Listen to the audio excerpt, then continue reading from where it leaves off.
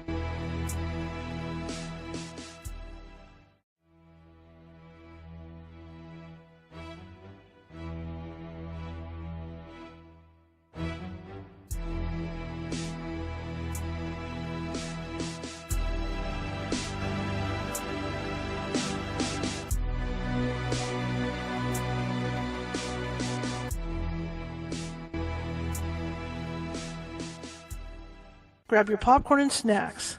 Find a comfy spot, take a seat or lie down, and let me transport you to a place of fantasy, ghost stories, ancient legends, odd creatures, alien encounters, and other magical topics.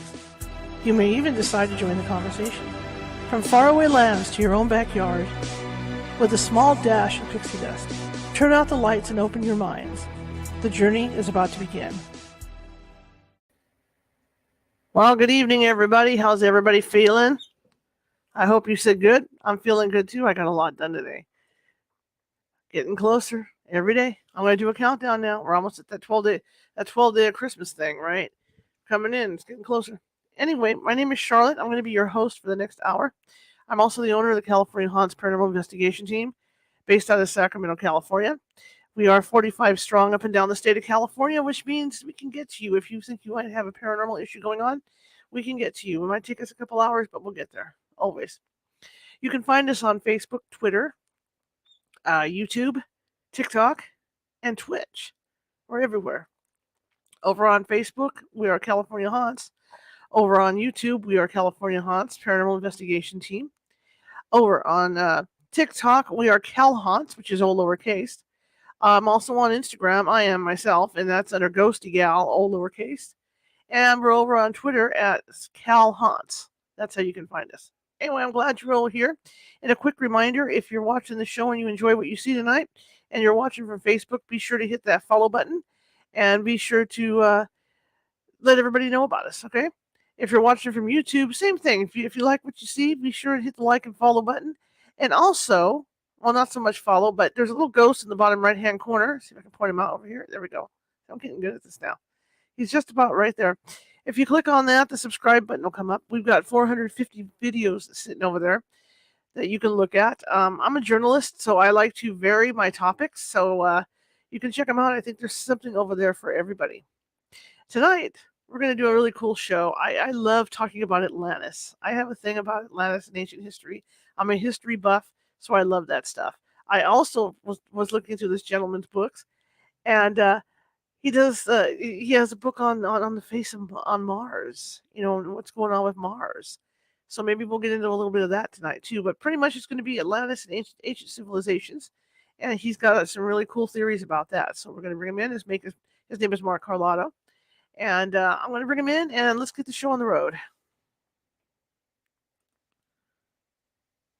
Good evening. Hey, Charlotte. How you doing? Fine. How are you, sir? I'm good. Nice to meet you. Tell me about you. About me. I'm an aerospace engineer. This is sort of my avocation. This is what I feel like I need to be doing. It's not really how I earn my living. But I apply a lot of what I do during my day job to sort of alternative science questions. You mentioned Face on Mars, ancient mysteries. I look at them as a scientist does. I try to be quantitative. I try not to make any claim that I can't back up with data. But I'm not a professional archaeologist, so I approach things a little differently. That's fine too. You know, I think I do too. I'm not a professional archaeologist or anything like that, but I have my own thoughts on stuff. You know, after reading stuff over the years. Yeah. So, how did you get interested in Atlantis then? So I was planning a vacation to Mexico, and I'm on Google Earth. That's sort of like rather than being on a travel website, I'm on Google Earth, and I'm looking at all these places I want to visit, and I notice that they're not lined up to the cardinal directions. You know, north, south, east, and west. They're all, these pyramids in Mexico are all tilted in different directions. And so I started wondering why this is the case, and I remembered that I had sort of touched on this issue in sort of a prior life, if you will, when I was looking at the Mars mysteries. Because we were looking at alignments on Mars, and things weren't aligned to the cardinal directions there either. So, what was the reason? So anyway, long story short, I recalled theory by Charles Hapgood that the Earth's poles had changed positions, that there was this thing called Earth crustal displacement, where the crust of the Earth can actually move over the mantle. So by doing this, and it's kind of weird to try to imagine this, but by doing it, it's sort of like the skin of an orange moving over the orange. When this happens, the direction where the North Pole is changes. The Earth is still spinning on its axis the same way, but the crust has shifted. Mm-hmm. And he laid this theory out in the 50s, and it's sort of coming back, like like everything else, right? Everything is cyclical. And so when I applied his theory to these sites, it turned out that they were aligned to previous to old poles, basically previous locations of the North Pole, and no one had really uh, noticed this before. And so, starting from Mexico, I looked all over the world. I kind of went a little crazy over the course of a few months using Google Earth and the ruler tool. I probably looked at thousands of sites, and I actually had found about 50 sites across the world. And I wrote a paper for a conference, professional conference, back in 2019. And one thing led to another. I started finding more sites. My new book is Beyond Atlantis. This guy here, it's a thick book, and there's over 500 sites that have been found now that line up to previous polls. So the statistical data is pretty compelling. So that's, in a nutshell, that's how I got started, and that's kind of where I am now. Okay, so now that you've established this, what does it mean for Atlantis? What does it mean for Atlantis? Yes, sir. So, everyone's trying to find Atlantis, right? Mm-hmm. And there's all kinds of theories, from the middle of the Atlantic Ocean, where Plato said it was, to Antarctica, to where Rose and Rand Flemath, the Canadian writers, proposed 10, 20 years ago. I forget exactly when they wrote their book, Atlantis Blueprint. And there's been many other theories. The island of Santorini, Mm-hmm. Spain, Portugal, the Ricat structure in northern Africa. So everyone's looking for Atlantis, but we haven't really found it yet. Mm-hmm. So, and setting the problem up, or posing it as a search for this place, this mythical place, perhaps, has made it really easy for professional archaeologists to shoot down any kind of theory. It's like you set it up, and it's been set up in such a way that you're almost setting yourself up for failure. So I look at Atlantis not so much as a place, but as a time. Mm-hmm. And it's the idea of trying to find an evidence of earlier civilizations, not necessarily Atlantis, Mm-hmm. but civilizations that existed before the Ice Age. And Okay. so for me, Atlantis is more of a time. It's that time, 20,000 years ago. Mm-hmm. What was on Earth then? But even more interesting, because of these previous pole locations shifting every 20, 30,000 years, it sets you up for this whole idea of world ages. The ancients have talked about, in religious traditions, mythologies talk about world ages. So where do they come from? Well, the theory I propose is that every time the pole shifts, there's a cataclysm. It's kind of like a global reset. Mm-hmm. It doesn't totally destroy everything, but it shakes things up quite a bit. We become perhaps hunter-gatherers again, and we have to start over. And so there's been a succession of these world ages, and so Atlantis was the previous one, but there's been ages before Atlantis, going back over 100,000 years. And again, that's based on the alignment of these sites to pole locations that actually, using climate data, have been dated to be that old. So it's not speculation, but actually based on fossil and other evidence. We've been able to actually come up with datings of these hypothesized pole locations. So it's like a whole package. It's a whole theory Mm-hmm. that has data, has hypothesis, and has tests of the hypothesis, and in really coming up with numbers that are really extremely highly confident estimates of the numbers of sites, and how and when this happens. So anyway, so Atlantis was the previous age, but there's been others before then, before Atlantis. Well, this is fascinating then, because that means that there's stuff that maybe they found that's a lot older than they think it is. Right. For example, Baalbek in Lebanon is aligned to a pole. Okay, so things that would be the era of Atlantis are things that are aligned to what's called the Hudson Bay pole. So the pole right now is in the Arctic, but 20,000 years ago, I propose it was in Hudson Bay, which is in Canada. And at that time, with the pole in Hudson Bay, North America was in the polar zone. So that's why we had an ice age. That's Hapgood's explanation for why we have ice ages. It's not like the Earth's climate as a whole gets colder or warmer, but it's different parts of the planet shift into the polar zone. So Mhm. that's why North America had an ice age. And when it shifted from Hudson Bay to the Arctic, things thawed out, and we entered the temperate zone, which is where we are now. Mhm. But prior to that, the sequence of pole locations is something like Hudson Bay, the Norwegian Sea, northern Greenland, and the Bering Sea, north of the Aleutian Islands. So these are different pole locations. Baalbek is aligned, is the Temple of Jupiter, Baalbek, and all of these structures that are actually built on top of one another Mhm.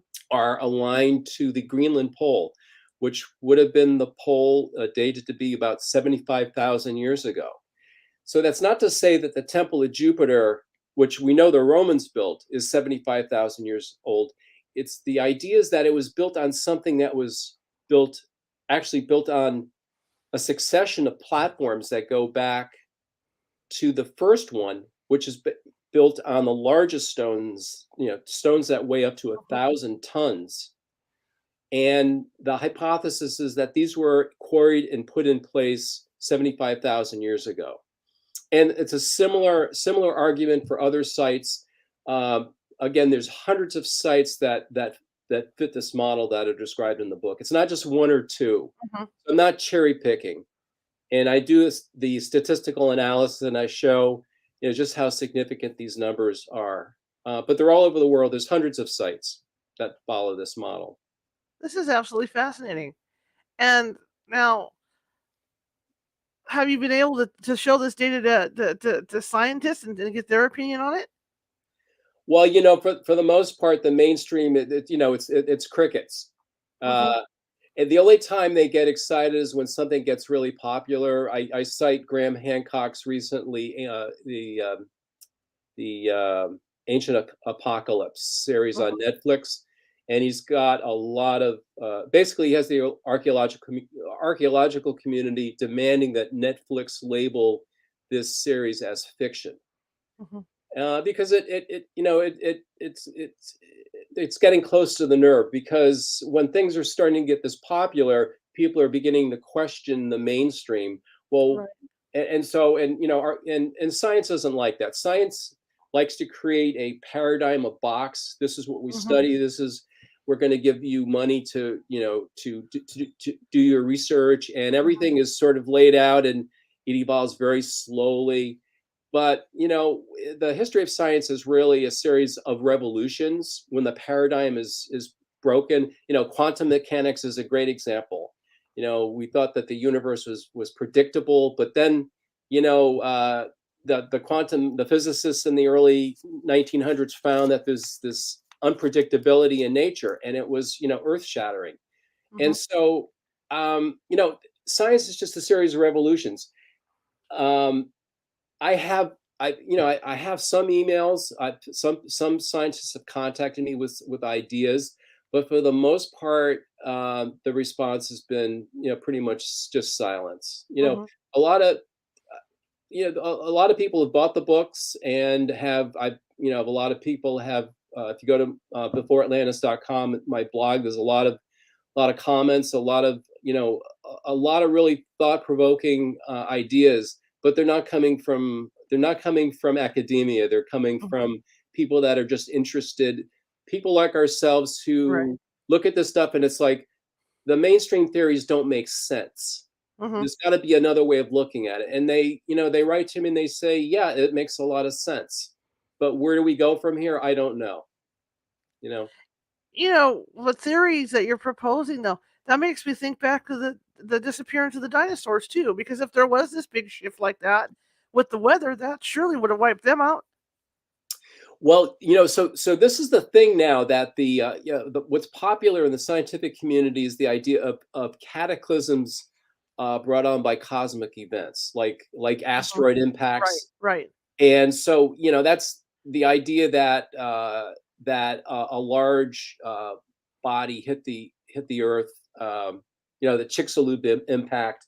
Hmm. Is really thought. It's generally agreed that killed off the dinosaurs. And how did it do it? It just kicked up so much stuff into the atmosphere. It Right, created sort of like they used to talk about nuclear winter. It right.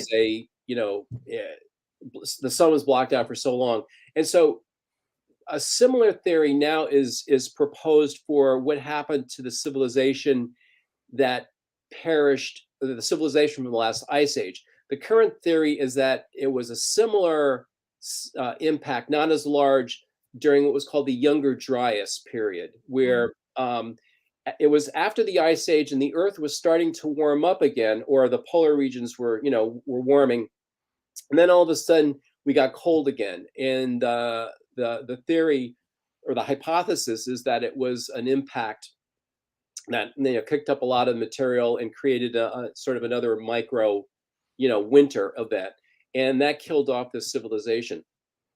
My proposal, I'm not saying that didn't happen, but what happens, Right. I think, more regularly are pole shifts, and I think pole shifts are the kind of mechanism that really first of all, they seem to be able to explain the alignment of these sites, which there's no other explanation for why so many sites. It's like more than half the sites, if you look at them, uh, just do a spreadsheet. There's thousands of sites. About half of them can't be explained, and they're like the most enigmatic sites on Earth. Why? Why can't these sites? Why aren't they aligned to north? The pyramids are okay, so we're good with the pyramids, but you go outside of Giza, and temples and other pyramids throughout Egypt have all sorts of unusual alignments that really can't be explained. Hmm. The proposal is that they're much older. Anyway, so um, I think I've kind of gone off a bit on a tangent here, That's okay. That's okay. That's what we're but here for. anyway, so this is kind of where we're at. It's just, to me, it's just really interesting because your theory makes a lot of sense when you look at history. It really does, and like you say, the mainstream scientists aren't going to be thrilled with it because they're set in what they believe. Yeah, it's Charlotte, at some level, it's all comes down to belief. Scientists have their belief system, so they're not totally objective. Everyone thinks science is so objective. Well, it isn't. They have assumptions that they start off with. My intuition is that humanity is a lot older than the last 10,000 years. The theory Mhm. now is that it used to be that the first civilization appeared in Sumer, and in Mesopotamia about Mhm. 4,000 BC, BCE, and now the theory is it's Göbekli Tepe, about 10,000 BC in Turkey, and um, so it's like we're pushing back the horizon, the beginning. Um, modern modern man, humanity has existed for 200,000 years. The evidence it keeps going back even further. They used to think it was 100,000, but now it's more like 200 plus thousand years, and it's evidence of humanity in social, with advanced social behavior, social networks. We weren't mindless primitives. We were sophisticated in the beginning. So what was happening all those years? And Mhm. so I think I'm looking for a theory that kind of connects it. And so this is the hypothesis, is that we can use pole shifts as a way, sort of as a yardstick for sort of establishing dates on things that take us back not 10,000 years, but 100 or 200,000 years. And it may be a way of connecting us with the past in a new and different way. Absolutely. Where do you think Atlantis is? I think there's evidence of it all over. One chapter in the book, which I wrote with a couple of months ago, was one of the last chapters, was on sites in the United States, which I originally thought, I everyone's, you look at ancient sites, and everyone's like interested in Egypt or Mesopotamia or Mesoamerica or South America. Who looks in the United States? Well, it turns out that if you look at site alignments in the United States above where the ice sheet was, the Laurentine ice sheet, those sites are aligned to the current pole because those were built after the ice sheet melted. So places like Great Serpent Mound, or other mounds and other structures in the northern United States and in southern Canada. But if you go south below the ice sheet, there's numerous mounds that are aligned in other directions that can't be explained. It turns out, though, if you change your frame of reference, they're actually aligned to solstices or to lunar standstills, which is similar to solstices, but with the moon, relative not to the current pole, but to the Hudson Bay pole. So in other words, when the ice sheet was in place, when the northern US was covered with ice, the southern US was ice-free, and whoever lived there at the time they had structures that they were building and aligning, much as we do today, but not to the pole that we have now, but to the pole at that time, which was in Hudson Bay. And so what you also find in the southern U.S., buried under the suburbs in northeast of Dallas, Texas, is this rock wall structure that was discovered in the 1800s that has been, deep sixed, as they say. They have built over it and tried to cover this thing up. But there are some maps that were made of it in the 90s, I think it was. And these maps suggest that this massive structure, was aligned to the Hudson Bay pole. So where's Atlantis? I think there's evidence of it under the suburbs northeast of Dallas. I think it's in this country, as well as in Mesoamerica. Many structures in Mexico. The pyramid Teotihuacan is actually aligned to the Hudson Bay pole. So I believe that complex north of Mexico City was built during this previous age, 20,000 plus years ago. So this is Atlantis. It wasn't one place. It was really a worldwide civilization that existed. Okay. That would be interesting if that actually was found out that way. That'd be absolutely fascinating. I know.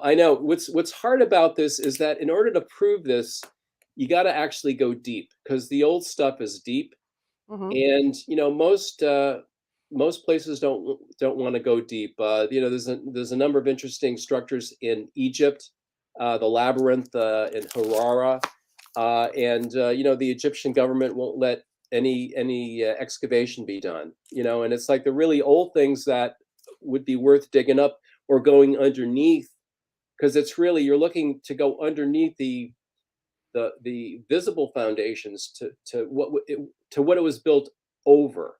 The idea is called adaptive reuse, and the Romans did it in Rome. If you go into Rome, everything is built over something else.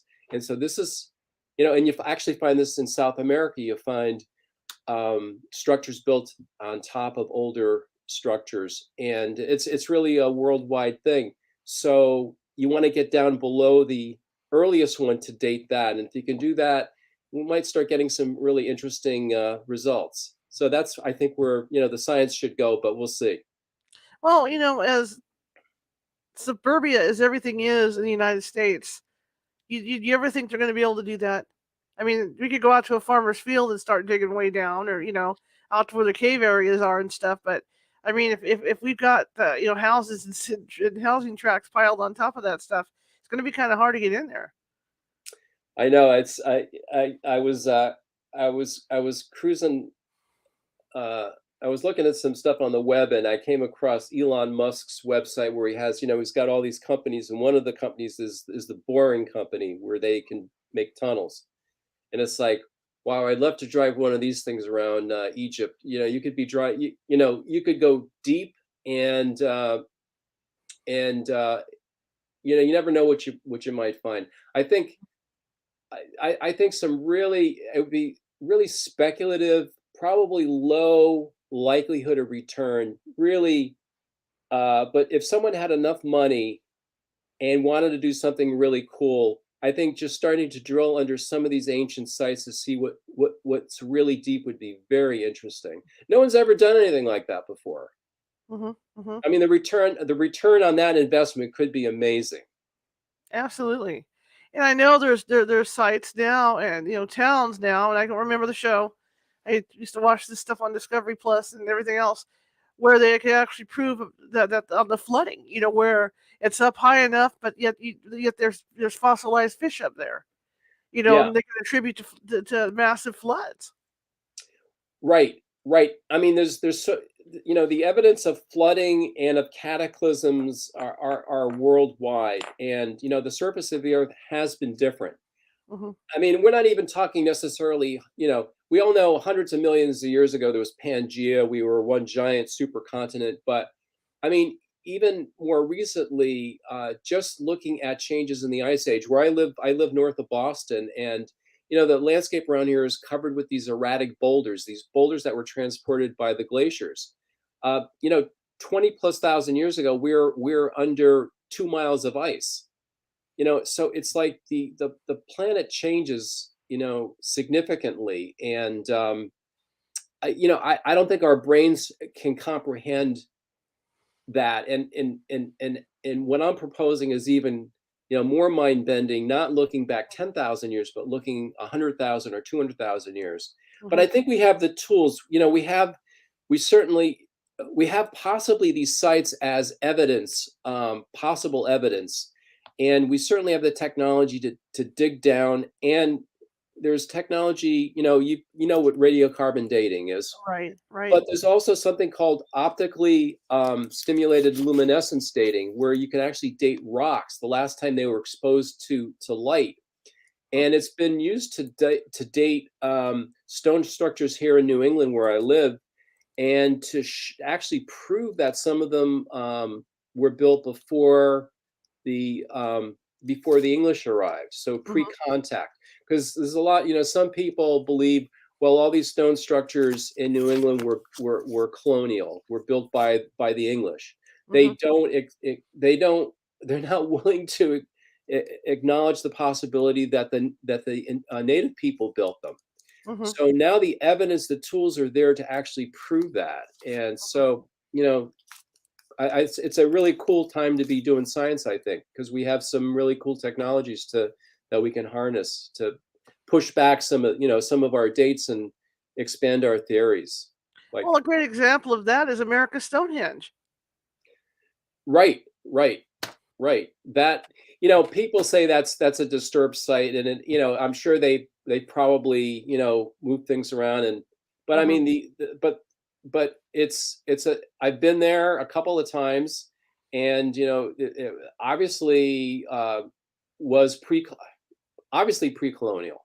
Hmm. Um, and actually, if you look at some of the alignments, you can, they were able to date Stonehenge using the change in the location of the sun, because the Earth's axis our tilt changes a little bit, Hmm. and over about a 40,000 year period, the direction of where the sun rises and sets changes by a couple of degrees.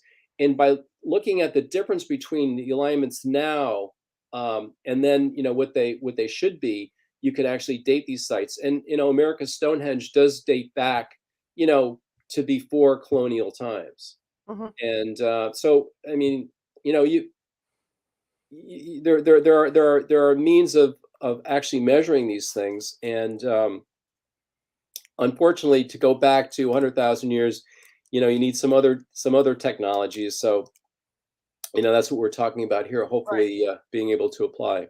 What I think with the technology you're talking about, what I find so interesting about it is that when we cut down a tree, we're able to see the tree rings and get the age of the tree. Yeah. Now, in certain spots in the United States, you can walk out and see where the different layers of the ground are, and so you know Yes. how old it is. Now, Right. with the proper boring machine, they could dig all the way down there, pull that thing up, and they could look straight down. They could look at those rings, which are similar to what the tree rings are, and see how old the ground is at that point. Exactly. And and the deeper you go, the older it is. So okay, so you can do that. So now what happens when you're down 100,000 years and you run into a stone wall? It's like, I mean literally. So that's we're talking about here. Or perhaps not in isolation, but a structure that was actually the foundation of something that was built, above it. That That would that be in something. some cases, I think these things are preserved. They exist today.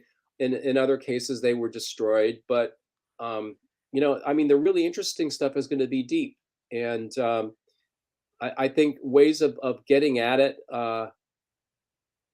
The chance of running into something like that is going to be really small. I mean, there's a lot of volume, and these things can only bore a small amount, and Mhm. it's sort of like I don't know if you watch The Curse of Oak Island. They've been looking for this so-called money pit, and it's a fairly small area, and they've been Right. looking for years, and they still haven't found it. So I mean, it's a daunting task, but if you don't look, you're not going to find anything. Well, it makes me think about the oil rigs because think how deep they go. Those drills go looking for oil. I mean, it's not without. It's not like it's not within reach to be able to do this. That's right, It's just and they know where to look. yeah. Yeah, because they've done the seismic surveys. Hmm. So the sites that exist above ground that have these orientations we can't explain, it's like, okay, let's go. We know that's where we're going to look, but we're not going to look on the surface. We're going to Right. go down. Right. So, I think there's definitely a strategy there. If anyone was listening, there's a lot of people in California that have lots of money. So this would Hmm. be a cool thing to do. If you don't know what else to do with your money, this is a good thing. Yeah, I think it'd Yes. be great. I think it'd be really cool. I Yeah, really do. That would be so cool, and the shock that people would have, if they did find something ever. I know. I mean, and this is, we were talking about Mars. So Right. I'm going to circle around to that Okay. because, do you know anything about the face on Mars or any of these objects on Mars that were discovered back in the I've done some 70s? basic reading on Mars. In fact, I've been wanting to get somebody on to talk about that for a long time, so this is perfect. Oh, okay. So we can kill two birds with one Let's stone. do it. Yeah. All right. So anyway, that was a past life. I got involved in the Mars investigation in the mid '80s. Hmm. In the mid '70s, a U.S. spacecraft known as Viking Orbiter imaged something that looked like a mile-long face on the surface of Mars. And NASA promptly sort of just poo-pooed it. They said it was a optical illusion, trick of light and shadow, and it wasn't. They didn't study it in any serious way.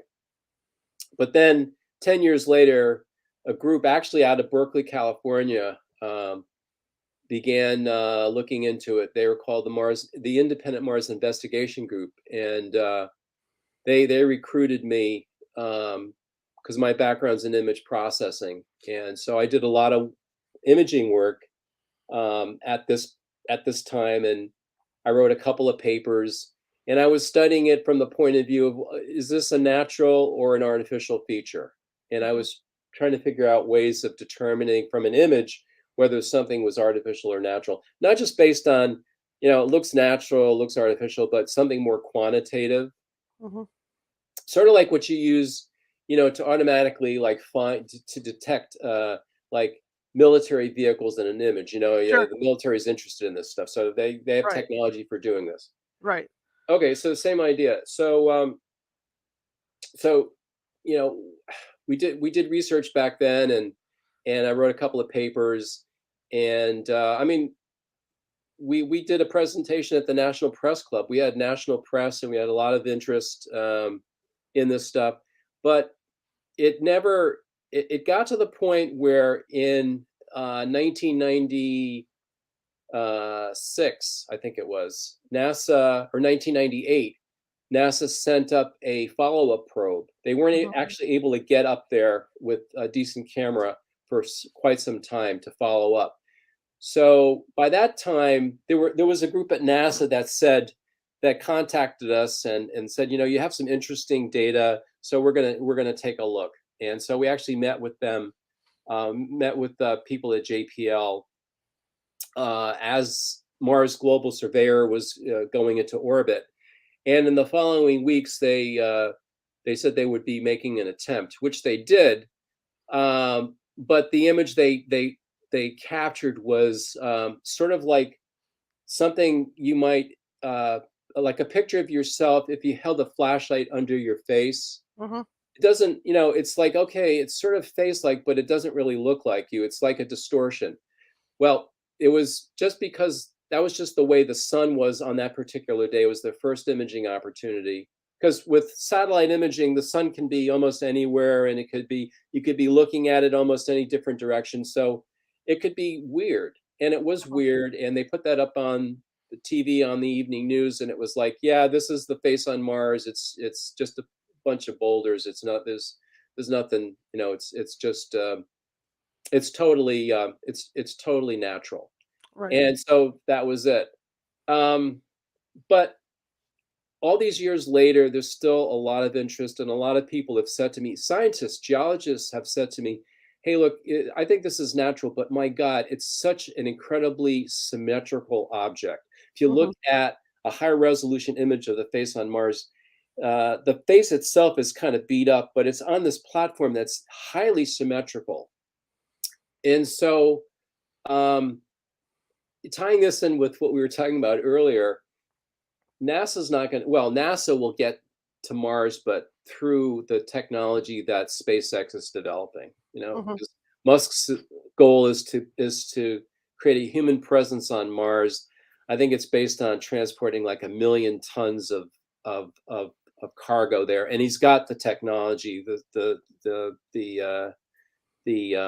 Starship and Starship Heavy, um, and and it's going to start probably in a couple of years.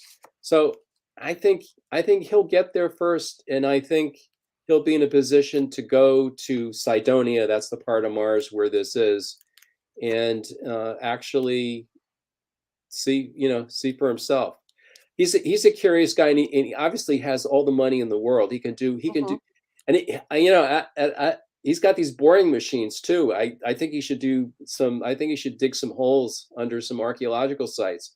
But I mean, this is the kind of guy that could really do some. I mean, what he's doing is cool Mhm. technologically, but I mean, he could really make a difference science-wise by checking out the face on Mars, and again, just tying this in with we were talking about earlier, looking at some of these archaeological sites with his digging machines. So it's in private hands now. I don't think we have to rely on the government. Right. I think these billionaires have the means to leverage what they can do into some cool areas. Mhm. Mhm. You know, Now with the face of Mars, it does look like a face. I mean, you can't deny what it looks like. right? And people, that's what people think. But because when you compare, you look at something like the Nazca lines. Let's talk. When you look at that and see how well drawn out those were for whatever reason, that's probably where the mindset, with people with the face on Mars is. Yeah, and Nazca lines, you're perfect. You're perfect because the Nazca lines, people have wondered for years, what directions do they point to? Right. And um, uh, a number of investigations going back. I'm trying to, I can't I'm having a senior moment. I can't think of the scientist. Um, but it was Gerald Hawkins was one of them. Gerald Hawkins was the scientist who figured out the geometry of Stonehenge Mhm. and proposed that it was computer, primitive Neolithic computer for predicting eclipses. Mhm. And I actually had the pleasure of knowing Gerald Hawkins, and he, you know, he had a lot of interesting ideas. He was not able actually to find any rhyme or reason for the lines. In other words, at Nazca, he couldn't, and there's been no successful theory to explain the directions that they're aligned. Like, are they aligned to constellations or the sun or this, that, or the other thing? It turns out that the strongest lines are in the direction of former poles, former locations in the North Pole. And and just as an aside, there's a lot of similarity between Thor Heyerdahl suggested there's a lot of similarity between megalithic structures in Peru and Easter Island, the Moai and the Ahu platforms. Well, it turns out those two are aligned to early poles as well. Hmm. So again, I almost feel like it begins to bore people because it's sort of like I've got this hammer and everything is a nail. I mean, Mhm. everything, it explains so much, and in such a simple and compelling way. Mhm. Mhm. Uh, anyway, so I digress, but you mentioned the Nazca lines, and those Right. are another example. And Right. yes, people, again, that, like I said, people wonder about those. It's like how they're so straight. What could they mean? What could it mean? Right. Right. Now, getting back to Mars, you mentioned, or at the beginning of the interview, that the polar thing, the polar caps on Mars and all that had are similar to what happened on Earth. You think? So yeah, so we're talking about pole shifts on Earth. Right. Right. Um, there was actually it's well documented that there was a pole shift on Mars. That the North Pole wasn't always where it is now, and what happened? They believe there's this giant volcano. It's actually it's a giant bulge on the surface called the Tharsis Mound, I think. I'm kind of all over the place tonight, so Oh, that's okay. Just go I with it. think that's what it is. It's Tharsis anyway, and it's the buildup was caused by magma coming to the surface and creating this structure. So as lava came up, it started building the structure, and it's so huge that it disrupted Mars's moment of inertia. So it Mhm. was spinning on its axis, but then this thing started popping up and it became off balanced. So what happened is the planet shifted on its axis in order to accommodate this. And now, Tharsis is kind of close to the equator because Mhm. that's where you want to put the big mass that's spinning around. You don't want it spinning up here. You want it spinning around here. So anyway, when that happened, the poles shifted. So it happened on Mars, and there's evidence that it happened on Earth millions of years ago.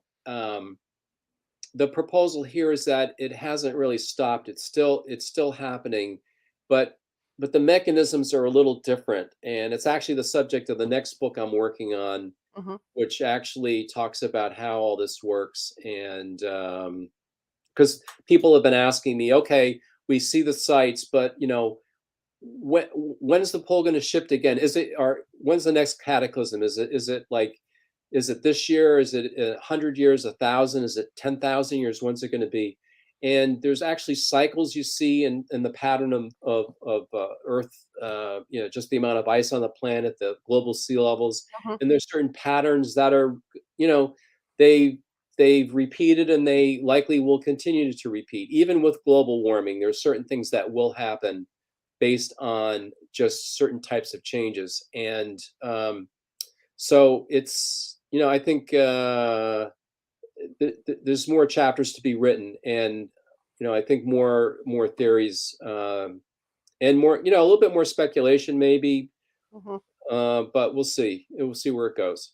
So my next question is, I was just thinking as you were saying this, the moon controls our tides. The water levels in the tides. Yeah. This pole, you know where I'm going with this. This pole shift that you're talking about, could it be because the Earth somehow swung out of its current orbit to move away from the moon, or got closer to cause these pole shifts? So I don't know. I don't know if you're messing with me, because I did I did want to. This is so the theory that I have, uh, which is sort of the basis of the next book, Okay, okay. is I'll get into it. I mean, we have time, and you No, it asked. just occurred to me while you were talking. I got to thinking about the shifting, and I thought, well, yeah, that's a big shift right there. So I mean, this is what I try to do. It's like I try to apply common sense reasoning. Hmm. It's like keep it simple, stupid. The explanations for why things are the way they are, it's probably not complicated. It may not be what you expect, but it probably in retrospect it's going to be like, oh yeah, that makes sense. I mean, Hmm. duh. So the theory, or the hypothesis that I have is, you're aware of how the Earth's magnetic poles are changing, like the Right. compass, magnetic north is changing, and Hmm. people are, some scientists are saying it's happening really quickly, and they don't know, why. And there's evidence of, how much time do we have? Do we have like 5 minutes? We have 15 minutes. Go for it. 15 minutes. Okay, good. All right. All right. Because sometimes I get going and it's like, oh, we got a commercial coming up here. It's all good. Go for it. Okay. So, uh, okay. Um, so as the magnetic poles move around, there's evidence that, well, over long periods of time, over periods of millions or hundreds of millions of years, the Earth's poles change direction. North becomes south and south north. The magnetic poles. So the Hmm. compass would flip around 180 degrees and stay that way for hundreds of tens to 100 million years. Those are called geomagnetic reversals. There are shorter term events called excursions, where it doesn't where the magnetic field like collapses or reverses itself, but it does so over shorter periods of times, like thousands of years. Hmm.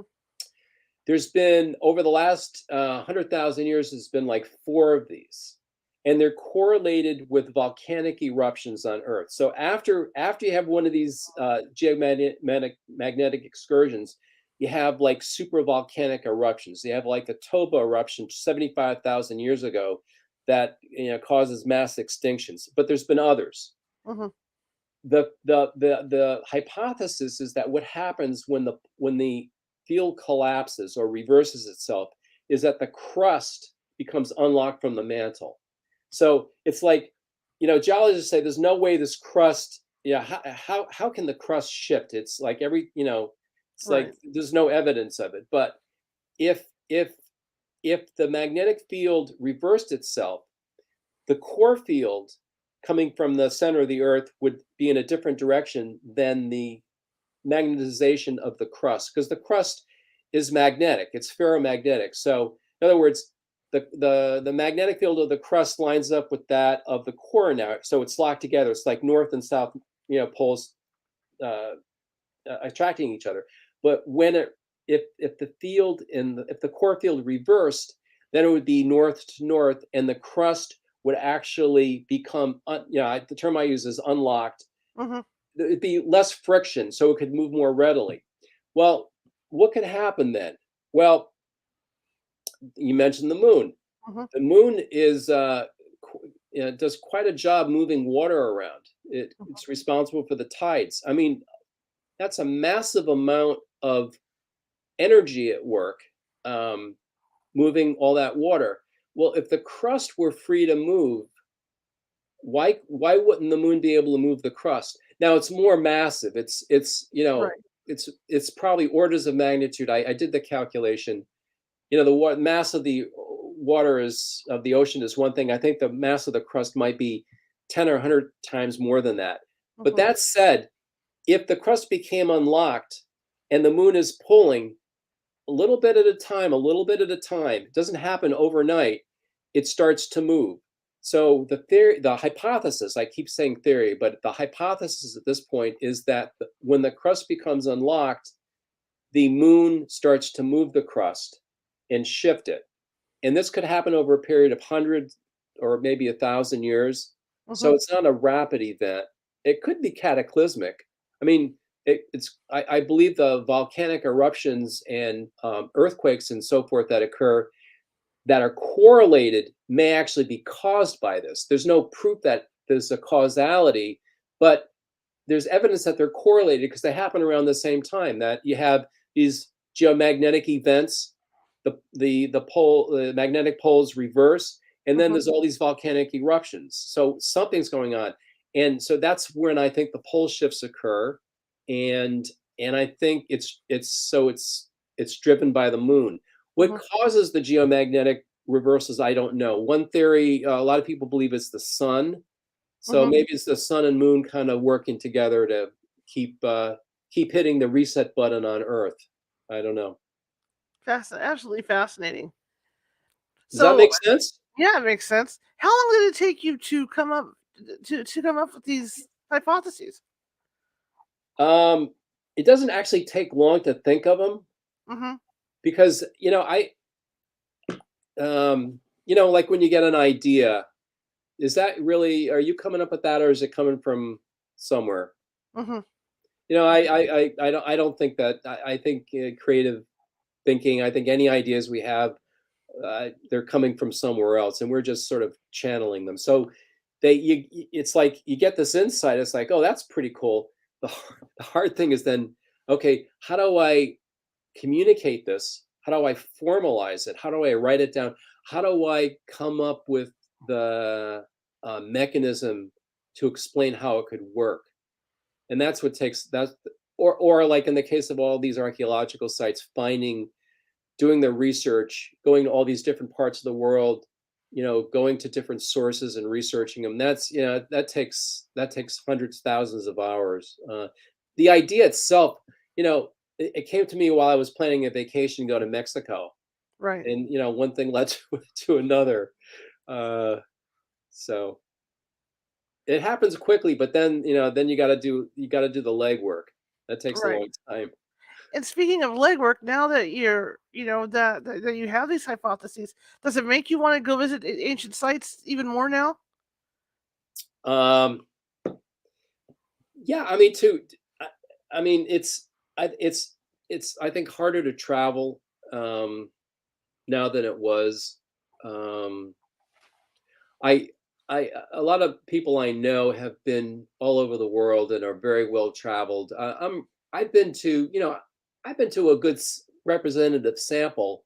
Do I have to go to all these sites? I'd like to go to a few more, but um, I'm kind of an old guy at this point, so I think what I can do is somewhat limited. Hopefully, inspire others to maybe um, pick up where I left off. Now you talked earlier about the reception to these two books that you have. Obviously, the reception you get from the public is a lot more open than what you're getting from the scientists. Is that right? Yeah, I mean, that said, I've given presentations, and the presentations have been pretty well attended, and with good feedback. And actually, I have 3 peer-reviewed papers. So I've actually written this stuff up and submitted it to journals for publication. So it's gone through the peer review process. They're not archaeology journals. They're science. They're all sort of alternative science journals. But I mean, the editorial board, they're PhDs, and they have credentials, and they're not like they're quantitative thinkers, and I'll get I remember getting submitting this paper for the first time, and it was like there's a lot here, you really got to break it down. So going through the process of having a paper peer reviewed by a journal was really useful, and it actually helped make the paper better. So, I mean, I've been through that process, but Mhm. it hasn't been in the archaeology. It hasn't been Science Magazine, or it hasn't been, National Geographic. Those people would look at this and they would say, this is crazy. Mhm. But there are journals with scientists that are more open-minded, and it has, been through that process of peer review and publication. And like I said, I've had 3 papers on this published. The last one was the one with this theory about the crustal, crust becoming unlocked, and the role of the moon. So So when yeah, do it's you published. so when do you think your new book will be ready? Probably in a couple of years. I just finished this one, and it's like I don't even want to look at it anymore. You kind of it's fun to talk about it, but it's you get so burned out. Mhm. I'm looking at it. It's like, did I write this? You kind of it's actually, I think it's why I like to write books, because once you get it written down, then you can almost like kind of forget about it. Right. But probably in the next couple of years. This next year I may actually update. I also have a UFO book out. I'm all over the place. It's called Not of This World, and it's been for over the same period of time I've been involved with on again, off again UFO investigations, and so I have kind of my own take on that as well, which is not too far different from my take on ancient mysteries. Okay. Um, but anyway, we can only cover so much. We'll get I you on can another only show to cram talk so about much UFOs in. and aliens. We'll have to get you back for that one. So my last question for you today then is, and I asked this of everybody. You're on the main drag in Las Vegas, and there's other people with books similar to yours. How do you get people to read your books? Um, well, the easiest way would be to give them away for free, Hmm. but uh, I don't. My goal is not to make money, but I don't want to lose money, so I'm not going to do that. I think the way I do it is by like talking to you and talking to other people, and trying to explain it in sort of in a very basic common sense way. I mean, it's not rocket science. I don't think. I think these questions are very basic, and I think some of the answers might be simpler than we think. So it's looking at things in a different way, and doing it this way, and getting people interested in getting some feedback, and one thing leads to another. Absolutely, It's absolutely, organic. absolutely. Yeah. So how can people find you, sir? So you can go to beforeatlantis.com, which is the first book. And then I also have stuff related to Beyond Atlantis on that. There's links to all these papers I mentioned. There's articles. So you don't actually have to buy anything. You can just go online. But then there's links to Amazon, where you can buy the books if you like as well. So again, Uh, it's beforeatlantis.com. Fair enough. Thank you so much for coming on. I really appreciate it. I learned so much, Thanks, Charlotte. Thanks for and love to asking. get you back on to talk about the alien stuff. That'd be kind of fun. Yeah, that's maybe spookier, right? It doesn't matter. We take all kinds of topics. It doesn't matter. It doesn't have to be spooky. We're Okay, good. We're here to good. learn. All right, sir. Thank you so much. Thank you. Have a Have a good great night. holiday. All Okay. right, Bye bye. thanks. Bye. All right, that was a great show. I learned so much about the polls. That's really cool. Really, really cool. See, that's what I like. I like shows where I can learn something. Okay, tomorrow we're shifting gears. We're going back into metaphysical. William Gladstone is going to be with us, and he's going to be talking about miraculous healings. He's got a book out about a doctor who trained under another doctor who trained under no, okay, who trained under another doctor who learned how to do these fantastic healings. And so he's going to be talking about that tomorrow. So it's going to be a pretty cool show for Thursday. If you're watching from Facebook and you like what you heard tonight, please be sure to hit that like button and be sure to hit the follow button. We're looking for followers. I'm also looking for followers on Instagram. And again, that's under Ghosty Gal, all lowercase. All right. And again, if you're watching from YouTube and you like what you see, please be sure to hit that little ghost down the bottom right-hand corner and subscribe, because we have videos going every day, Monday through Sunday, and they're all on different topics, different types of things. And if you get back and look at the archives, you'll see a bunch of videos over there. Okay, and I think you'll find something that you like. We also have a website, CaliforniaHauntsRadio.com, and you can check out everything over there. In fact, I have videos going back to our blog talk days, which was like 15, 20 years ago, that you can check out. And that's over at CaliforniaHauntsRadio.com. I want to thank you guys for coming tonight. I really appreciate it. And I want to let you know about an event on Saturday. Medium Nancy Matthews, who's with us on Fridays, is a really good reader. I just don't say that about anybody. But she's offering, and this is for the holidays, a special of $12 for 5-minute read. You can ask her any questions you want, and she'll answer them. You got 5 minutes with her, and that's something. And it's a private reading. So once the reading is done, I will send you a copy of that particular reading, and you'll have it all yourself. That's part of the gift. But I mean, $12 is cheap. It is a low price going for any psychic. So if you're interested in something like that, you can pay through Venmo at California Haunts. It's just that simple. And then we'll be doing it here on StreamYard. But like I said, it will be a private reading, one-on-one with her for you. So yeah, that'll be Saturday at 3 p.m. Pacific time that we're going to be doing this. So if you're interested in that, please do, buy your ticket at Venmo. We're only going to have 10 spots open. Okay? All right. So you see that I was shifting around tonight. You see that ticker at the bottom? That's going to bring me into my next subject, is the fact that California Haunts takes no money for their investigations. We simply do it to help people. That's what we want to do, is help and educate people. So everything you see here comes out of my pocket. So if something breaks, whether it's a mic or it's a spotlight or the computer or whatever, I have to pay for it out of my pocket to repair it, even the headphones and things like that. Also, the internet bills and all that. Plus, when we go to for overnight investigations to help people, we pay for our own hotel rooms and things like that for the team as well. So if you could find it in your heart to help the team out, that would be great. I would appreciate it. You can do that at paypal.me/California Haunts. Or you can do that at Venmo at California Haunts. So if you feel it in your heart to do so, please do. That'd be great. All right, I will see you guys tomorrow. I'm going to give you his contact information, and we're going to go over some of the books he's written. I know he mentioned some during the interview, but we're going to do that, and then I'm going to sign off here. So here we go. So you can find him at beforeatlantis.com or notofThisWorldUFO.com. And we've got the Martian enigmas. I'm sorry, I just had a second there, a closer look.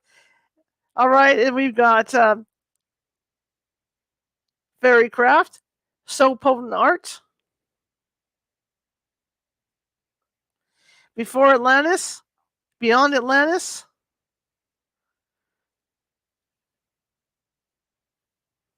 and The Island Woods.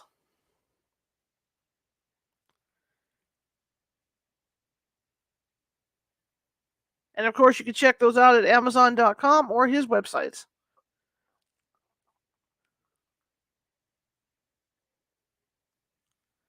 Okay, guys, I will see you tomorrow at 6:30 p.m. Pacific with William Gladstone to talk about miraculous healing.